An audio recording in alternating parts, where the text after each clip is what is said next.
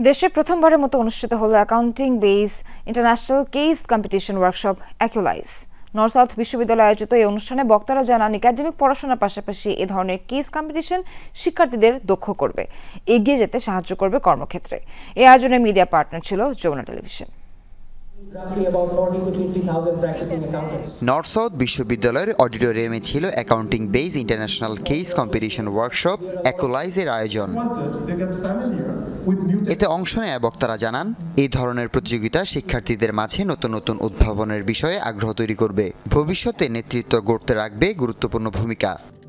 যখন নাকি এই ধরনের একটা কেস কম্পিটিশন হয়, তখন স্টুডেন্টদের ভিতরে একটা ক্রেজ ক্রিয়েট হয় যে they want to do something new, এবং প্রত্যেকের মধ্যে একটা উইনিং হ্যাবিট তৈরি করা, অর্থাৎ মাইন্ডসেটটাকে পজিটিভ করা। আমরা যত এই ধরনের কম্পিটিশনে পার্টিসিপেট করব, এই ধরনের ওয়ার্কশপে পার্টিসিপেট করব, যেখানে ডিফারেন্ট কোম্পানি থেকে হোক বা এক্সপিরিয়েন্স প্রফেশনালস এসে কথা বলছে, ওইটা একটা ডিফারেন্ট ইনসাইট দেয় স্টুডেন্টদেরকে যে আসলে রিয়েল ওয়ার্ল্ডে কিভাবে how they should be prepared.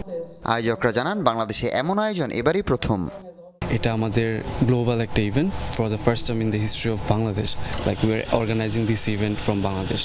সবাই খুবই এঙ্গেজ করেছিলাম আমাদের ওয়ার্কশপে, so it was a huge success from our end definitely. আমি সবার আগে আমাদের থ্যাংক দেব আমার ইউনিভার্সিটি, আমাদের ডিপার্টমেন্টকে, and also the team we are working with, they are very smart and very hard working. আমরা খুবই ভালো একটা রেসপন্স পেয়েছি সব ইউনিভার্সিটি থেকে, অনেক দূর থেকে, ঢাকার বাইরে থেকে অনেক পার্টিসিপেন্টস এসেছে।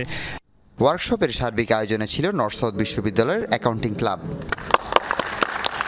হাসিবুল করিম বিজয়, যমুনা নিউজ, ঢাকা।